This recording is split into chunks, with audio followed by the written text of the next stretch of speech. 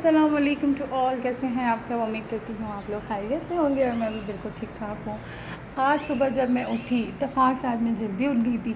सुबह जब मैं जल्दी उठी तो मैंने देखा इतना प्यारा मौसम था और माशाल्लाह बूंदाबांदी हो रही थी। मैंने सोचा आप लोगों के साथ भी शेयर करूँ। देखें इतने प्यारे बादल आए हुए थे। सुबह में तो वैसे भी अच्छा मौसम होता है, लेकिन आज तो इतना प्यारा था कि इतने गहरे बादल आए हुए थे माशाल्लाह। तो मैंने सोचा आप लोगों को भी दिखाऊं। जी आज मेरे बच्चों का था स्कूल। मैंने अपने बच्चों को उठाया, मैंने कहा फ्रेश हो जाओ, चेंज कर लो, जब तक मैं आपके लिए नाश्ता बना देती हूँ। मेरे बच्चों के फिर से वही नखरे जो कि हर बच्चे के होते हैं मॉर्निंग में। मम्मा नाश्ता नहीं करना है, लेकिन नाश्ता तो बच्चों के लिए ज़रूरी होता है।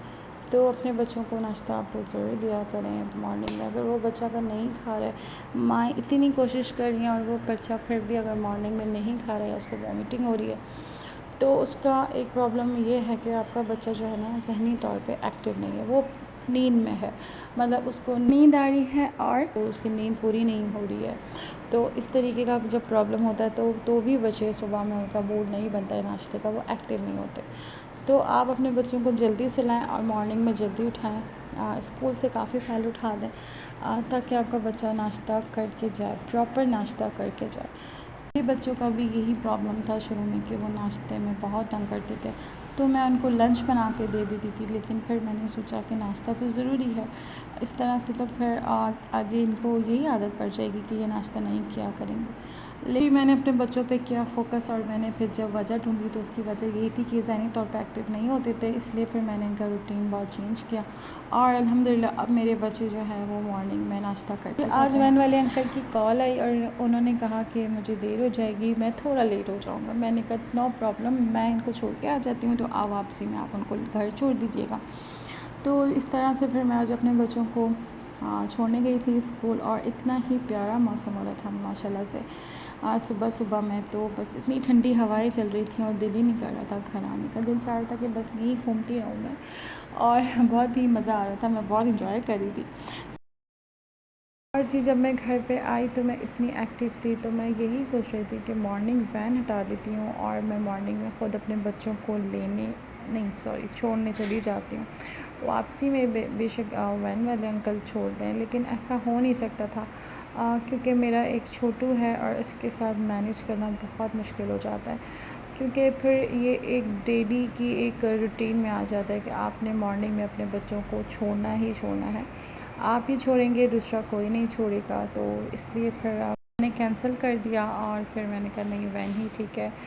और जी आज मैं अपने हस्बैंड के लिए बस नाश्ता बना रही थी क्योंकि आज इनको जल्दी जाना था। मुझे अच्छे से याद है कि जब मेरे बच्चे छोटे थे तो मेरे बच्चों को मैं ही छोड़ने जाती थी स्कूल डेली।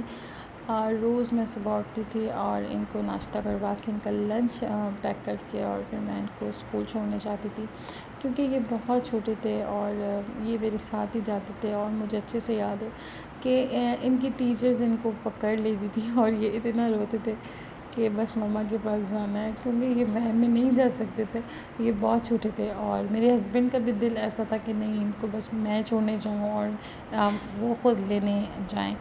तो इस वजह से बस मैं मॉर्निंग उठती थी तो फिर मैं इनको छोड़ देती थी, तो वापसी में मेरे हस्बैंड इनको ले लिया करते थे। तो वो वक्त भी था, वो पूरा साल मेरा ऐसे ही गया था कि अपने बच्चों को मैं मॉर्निंग में ख़ुद ही छोड़ने जाती थी।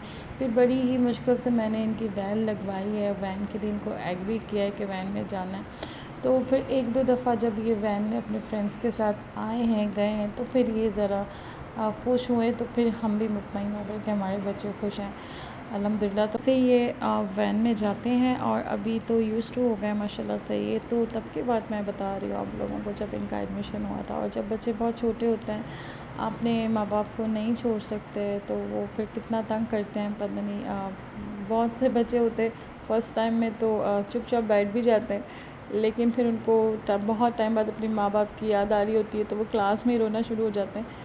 तो मेरे बेटा जो था तो वो तो भाग भाग के मुझे ढूंढता था कि मैं कहाँ हूँ। मैं तो स्कूल में छुप जाती थी, तो वो मेरे पीछे पीछे भाग रहा होता था छोटा वाला, तो बहुत रोता था। तो उसको जो है गेट पर ही जो थे ना गार्ड्स पकड़ लेते थे कि आप चले जाएं। और हम लोग साल में इस तरह के कई बच्चे हैंडल करते हैं, तो आप चले जाएं। लेकिन उसको रोता हुआ मैं मतलब उसको मैं रोता हुआ देखती थी, लेकिन मैं उसको छोड़ के नहीं जा पाती थी कि ये इतना रो रहा है, मैं कैसे जाऊं। तो वो गार्ड्स ये कहते थे कि आप चले जाएं इस तरह से, तो फिर ये आपको दिखेगा तो और ज़्यादा तंग करेगा और रोएगा।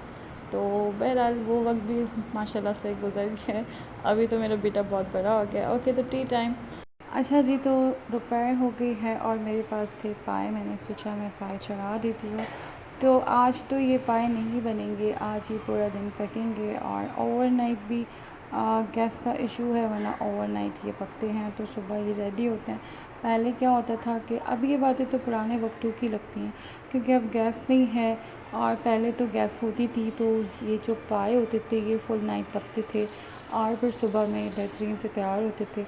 लेकिन अभी क्या गैस नहीं होती है, तो इसलिए अब सुबह में चलाने पड़ते हैं, तो फिर रात को खाते हैं। लेकिन रात में जो है हमारे यहाँ पाया नहीं खाया जाता है, तो इस वजह से फिर ये है कि ये मॉर्निंग में खाएंगे या मॉर्निंग में रेडी होंगे। अच्छा जी, सबसे पहले तो मैंने पाए के साथ मैंने गोश्त का एक पीस था बहुत बड़ा सा, मैंने वो शामिल किया था। मेरे पास नॉर्मल गोश्त था तो मैंने नॉर्मल डाला है। और बहुत से लोग बॉन्ग का गोश्त डालते हैं। मेरी अम्मी जो थी जब वो पाए बनाती थी तो माशाल्लाह से वो बॉन्ग का गोश्त शामिल करती थी पाए के साथ, क्योंकि मेरे अब्बू को पाए बहुत पसंद थे मेरी अम्मी के हाथ के, तो वो कहते थे कि बनाओ, और हमारे घर में बहुत सब शौक़ से खाते थे पाए।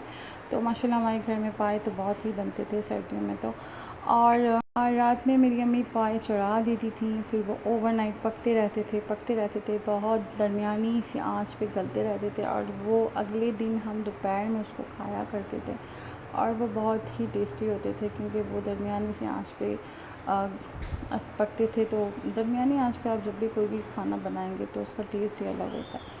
अच्छा जी, मैंने ये पाए चढ़ा दिया आपके सामने, इसमें सब कुछ ऐड कर दिया है, और साबित धनिया अगर आपके पास हो तो वो भी शामिल करते हैं। इसको आप पूरा दिन पकाएं। भी बस इसको अभी दोपहर से चढ़ा दिए हैं, अब ये रात तक पकेंगे। देखते हैं क्या कंडीशन है, बनते हैं नहीं बनते।